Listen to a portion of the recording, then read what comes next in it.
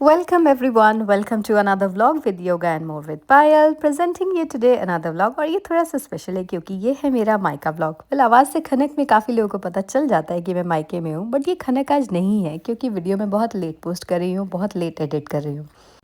मुजफ्फरनगर से आने के बाद इन्होंने मुझे मायके ड्रॉप किया था उसी दिन रात को, और ये क्लिप है द नेक्स्ट डे मॉर्निंग क्योंकि हम लोग रात को देर से घर पहुंचे थे। तो दिन की शुरुआत हुई थी पीकाबू खेलने से, क्योंकि ये बच्चे साल में एक बार ही बहुत मुश्किल से मिल पाते हैं।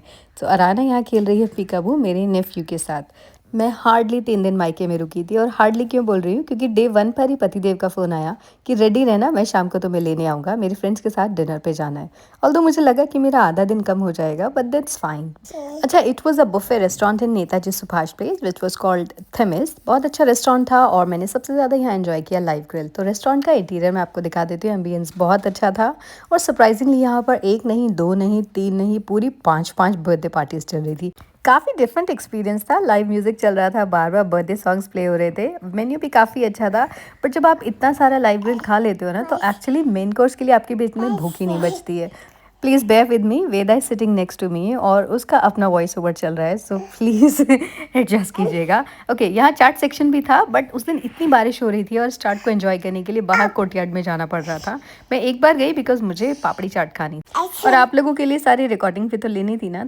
अच्छा, आप थोड़ा सा लाइव म्यूज़िक एंजॉय कीजिए।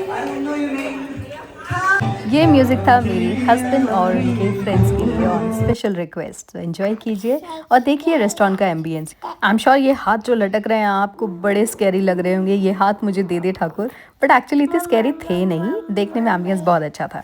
अच्छा, ये है नेक्स्ट डे की क्लिप, यानी कि डे 2 इन मायका। तो उस दिन भी अगेन बहुत ज़्यादा बारिश हो रही थी। तो बारिश में घर का मेन मुद्दा यही होता है कि आज आप कपड़े कहाँ सुखाएंगे, क्योंकि धूप नहीं है और अब बड़ी बड़ी छतें भी नहीं होती बिकॉज सब लोग फ्लैट में रहते हैं। तो मैंने और मम्मी ने घर में जितनी रस्सियाँ थी, एक कोने से दूसरे कोने पे खतरों के खिलाड़ी बन के, कभी पाइप पे लटक के और कभी सोफे पे चढ़ के जितनी रस्सियाँ बांध सकते थे हमने बांध दी। आफ्टर ऑल कपड़े सुखाने थे, और आज तो कपड़े और भी ज़्यादा थे बिकॉज मैं भी थी और घर में 2 बच्चे भी एक्स्ट्रा थे, और मुझे सारे कपड़े वॉश करके वापस बैग में भी रखने थे क्योंकि 2 दिन बाद मेरी ससुराल में वापसी थी।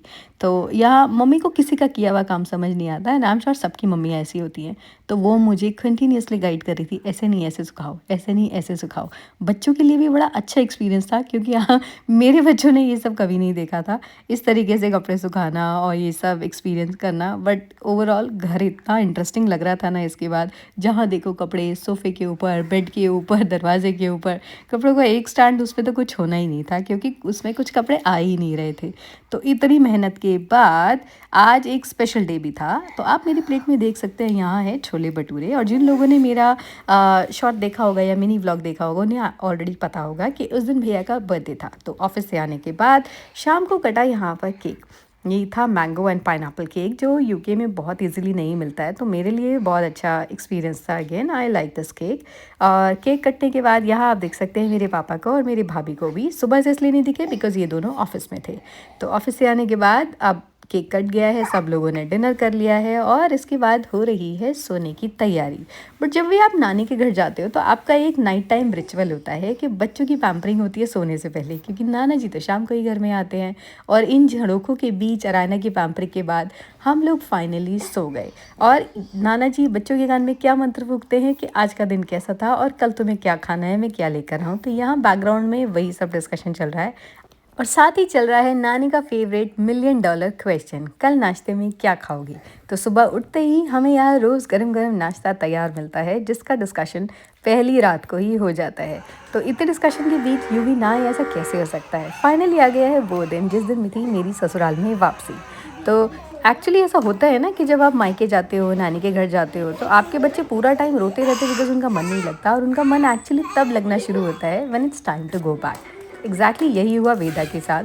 वो पहले 2 दिन नहीं खेली, I mean 1.5 day I should say, but जिस दिन मुझे वापस आना था उस दिन वो सरप्राइजिंगली बहुत खुश थी। उस दिन संडे भी था, भाभी भी घर थी, पापा भी घर थे, और उसको उस दिन सरप्राइजिंगली सारे टॉयज़ अच्छे लग रहे थे, उसे सब में बड़ा इंटरेस्ट आ रहा था, और इस कार से तो उसे कुछ ज़्यादा ही प्यार हो गया था। यहाँ बैकग्राउंड में आप पापा को भी देख सकते हैं, जिनकी एक्साइटमेंट का और एंग्जाइटी का आज कोई ठिकाना नहीं था। एक्साइटमेंट इसलिए क्योंकि जमाईरा जा रहे हैं शाम को, और एंग्जाइटी इसलिए कि क्या बनेगा, कैसे बनेगा, क्या सामान लाऊं, क्या कम है, और मुझे क्या क्या करना है, जल्दी बताओ, टाइम से काम करो, ठंड का मौसम है, उनको टाइम से जल्दी घर जाना है और यही सब डिस्कस करते करते उसके बाद शाम को आई अरायना की मौसी, जिसकी क्लिप मैं आपको बहुत जल्दी दिखाऊंगी। यहाँ पर आप देख सकते हैं पालक रखा है क्योंकि शाम के डिनर की तैयारी हो रही है। अब जमाई रह जाते हैं तो एक सब्ज़ी तो बनती नहीं है, तो 2-3 तो मिनिमम बनती हैं, तो वो भी पूरा मेन्यू मैं आपको दिखाऊंगी। और उसके बाद ये थी बच्चों की दूसरी मस्ती। ज़बरदस्ती वेदा को हमने गाड़ी से खींच के उतारा क्योंकि वो बहुत ज़्यादा मस्ती कर रही थी उस पर। और अब फाइनली शुरू हुआ बच्चों का डांस का सेशन। और शाम को जैसा मैंने कहा था आई थी बच्चों की मौसी, यानी कि मेरी कज़न सिस्टर।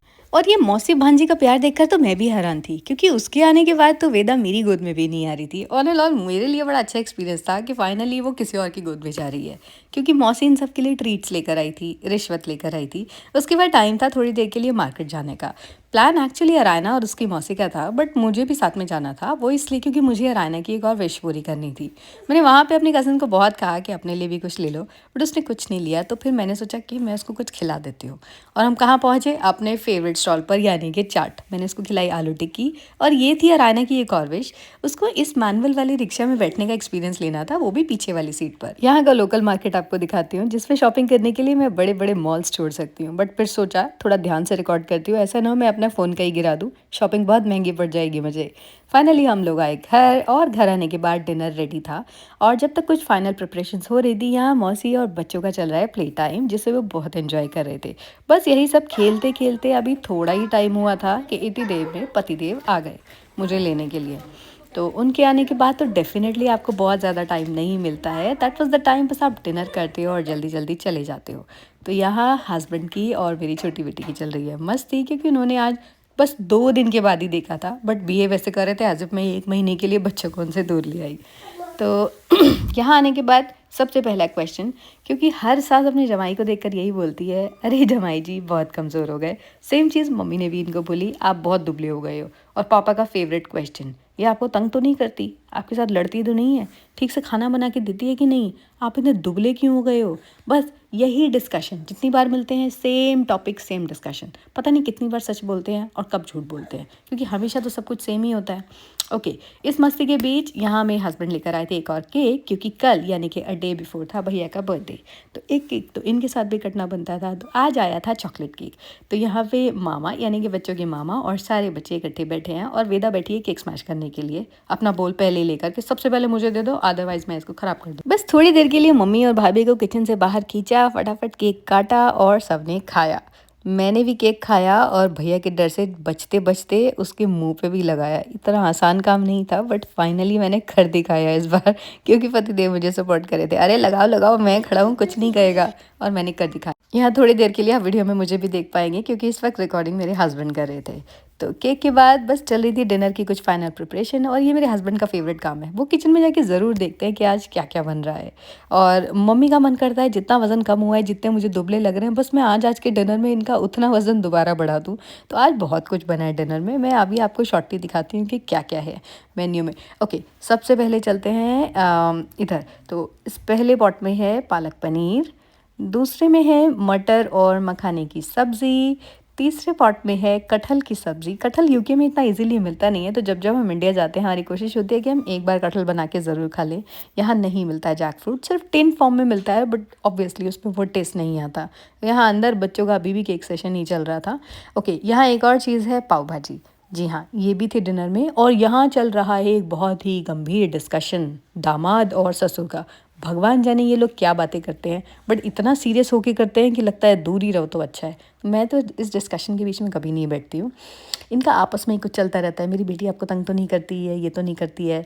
इसी बीच में हम लोग कर चुके थे डिनर शुरू, सब कुछ टेबल पे लग गया था और सेल्फ सर्व कर रहे थे सब, क्योंकि इतनी सारी चीज़ें थी ना, तो मेरे हस्बैंड ने, उन्हीं का आइडिया था कि सब प्लेट्स और बोल्स यहाँ पर रख दो और हम लोग खुद सर्व करेंगे।